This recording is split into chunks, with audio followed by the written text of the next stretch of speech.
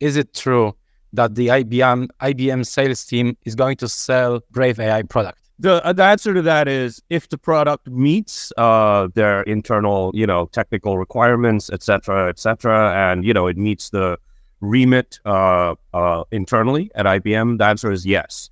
So let me get very specific on that. What I mean by the answer is yes is we have a bunch of agreements signed with IBM, both for joint marketing efforts as well as to be an embedded service within IBM. Now, that means that at least all the, call it, legal foundation has been set for us to go after this market together. How exactly that turns out in terms of how we go to the market, I would say, one, it comes down to quality of the underlying product. There, I think the risk of failure is very, very minimal because we're co-developing it with IBM, and therefore we'll ensure that it meets their internal technical standards. And the second thing, which is really exciting, is myself, Ross, Michael Doback, someone who's working with us, a gentleman named Jim Drill, are all meeting with senior members of IBM early next week, Monday, Tuesday, Wednesday, really to map out what the go-to-market beta program, pricing, et cetera, is going to look like for this product. We're really excited that we have a bunch of beta customers already signed up who we can test all of these assumptions with. But basically, to set down the staple assumptions, we'll be doing that early next week.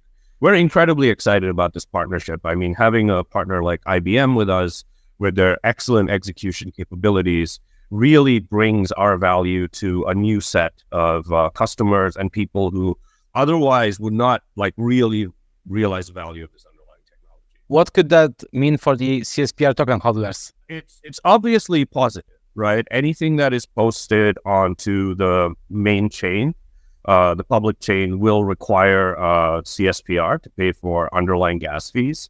And so, the amount of transactions that could hit the network could be incredibly large. If you think about it, AI systems change context very, very often. So let me explain what that is. So let's explain what would hit the public blockchain, right? And what we're actually capturing. An AI system, the context has three components.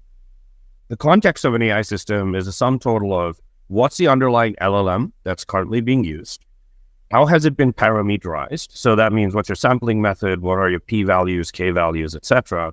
And third are what are the data sets that were used to train this. Now, you change any one of those things. You change the parameters, you change the data sets that are used to train it, you change the underlying model, your context has now switched. Now, there might be other factors that we also include that would denote a context switch. But anytime a context switch occurs, that's all logged on the Casper blockchain, because logging it allows you to do three things that you wouldn't be able to do otherwise. One is auditable and certifiable end-to-end data integrity, meaning you have an audit path of every single data set that went in and attributability of where a hallucination or bias occurred.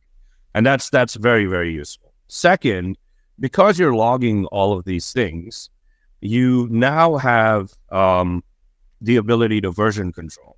Meaning you can very easily, like one of the biggest problems with AI today, and by the way, I love AI. I think it's going to be game-changing for the world. But one of the issues is version control is nigh impossible. So, say your AI starts behaving badly, you can't hit a button and go back to a previous version. Now, you can do that on Windows, you can do that on iOS, you can do that with your operating systems, your files, et cetera, et cetera. Obviously, for AI, it's a little more complex because you're capturing several things. There's a model, there's a parameterization, and the data sets. But our system will allow this version control. And three, really importantly, is it allows access across multiple parties.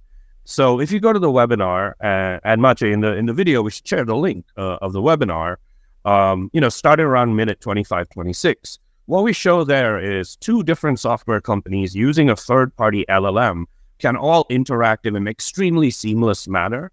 And you don't even need to do like a consortium chain or anything that complicated. All of this will be a seamless user experience for the end user and customer. And we're really, really excited to be on this journey with IBM, building this product for the end user. Third quarter of this year, right? After the Condor update on the mainnet. Correct. And just to be clear, we're not delaying the development of this. We're not waiting for Condor. Like we know what's happening on Condor. So development, basically the proof of concept was built last year. So if those of you who tuned into the Gartner webinar, we started coding it in September. We presented it on November 3rd. And since November 3rd, what we did in the back half of last year is get all our contracts signed. So us and IBM are fully, like the partnership is fully, papered.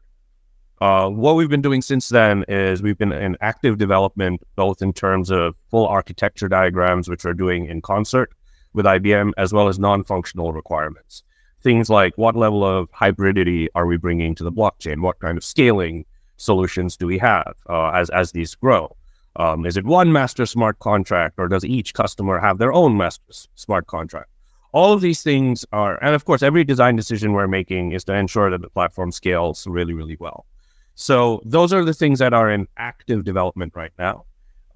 So we're not waiting on the Condor release. Programming, structuring, etc., is all going side by side. So we aim to have the product out in the market by Q3. The way to think about it is you can design a contract to pay for itself, meaning the contract can hold a balance. Obviously, you can change that balance at any time. But what's good about it is a contract can pay for itself. So every single deploy doesn't have to be initiated by a user. So once a contract, it says, hey, every time we see a context change, let's bring it back to this example. Every time we see a context change to the underlying AI model, we want to post a reference to the mainnet of the Casper blockchain. That can be fully automated. So as long as a balance is held, those transactions will just deploy automatically.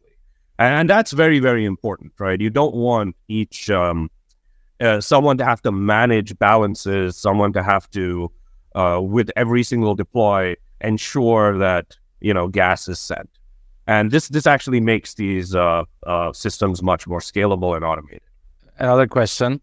Yep. Does that mean that CSPR tokens will be on IBM balance sheet or any other company balance sheet to use the Casper network? There's two modes, right? So CSPR is used regardless. So if you're hosting to mainnet, CSPR is used regardless. The two options are either company takes it on their balance sheet and does everything themselves, or they pay a SaaS fee and either us or a third party can handle it, right? It's just like this actually could become like a really interesting. What's beautiful about a Condor release is this could be a very interesting business model for many people in the community. Because what you can do is, especially if you're a validator and you hold a balance, and there are customers or projects that want to use, the Casper blockchain, but they're like, hey, I don't want to deal with, the token side of it. Is there someone who I can just pay, hey, $200 a year or $200 a month, and you just manage, all the CSPR on the back end for us? Obviously, how that's going to be priced post Condor, et cetera, will have to be figured out. Obviously, cryptocurrencies are volatile, but because of the refund mechanic that's going to happen in Condor, effectively gas becomes a cost of capital. And this should actually send much more transactions to the blockchain than ever before. So Maciej, the answer is it could be either. So regardless of which modality people choose, that is, the company chooses to take it on their balance sheet themselves, or they just prefer to pay a software as a service fee and have someone else handle it. Effectively for the network, it looks exactly the same. It just comes down to what level of, risk or convenience the end customer wants to take. But we think it's important to provide that option. Now think about this, right? If you don't have that option, a company might not use the product only because their chief risk officer or their general counsel says, hey, look, this product's great, we want to use it, but hey, in our jurisdiction, there isn't much certainty about what we can do, what we can hold on our balance sheet. We'd rather avoid that. Now, your choice is lose that customer or give them the option that, no, we'll deal with all of that on the back end, or find a third-party provider that can deal with that for you. You just pay, a SaaS fee. So I would not characterize it as a pivot, but an augmentation. It's an additional option. If people want to do it, the way it's done today, have at it. It's absolutely fine. If people want to do it, via the SaaS model, that's also an option. And just so people know, this is not new. We've been working on this since April of 2023. So, people are like, oh, Q3, that sounds very, very fast. I'm like, no, we had our POC already built by November. The IBM team, there's several developers from IBM plus several developers on our end who are both working on this product. And so that's where I've been mostly involved. I do think now the reason why that's a large focus area for us is there's one characteristic that AI governance has that no other vertical has. And that is it's new and the tech stack has not been defined yet. So the issue that blockchains always had, and any new technology always has this, the cloud had this also, but now it's a $5 trillion industry. But if you remember in the early days of cloud, and it took like a decade to get the model right, it was very, very hard to get companies to do it because they're like, hey, look, my on-prem system still kind of works. I know I get a lot more flexibility. I know it's cheaper, but hey, why would I take the headache? And then, with continued education and refining of the model, and really the big linchpin there was when AWS allowed hybrid systems. You can mix and match your on-prem and off-prem. It suddenly took off. So the beauty of AI governance is there isn't an existing tech stack. It isn't like, oh, AI governance today is all using Kubernetes and Mongo databases.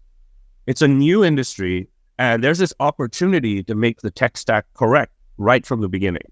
So if blockchain is embedded into the tech stack right from the beginning, it's now just the way that industry operates, as opposed to, hey, there are these choices. And I'm not saying that's what will end up happening, but that's an opportunity that really hasn't existed where, hey, it's two brand new, blockchains are a brand new industry, but it's this brand new industry and a brand new way to sell blockchain services, which Condor enables, which is you can make them fully SaaS while, a lot of gas is being spent on the network.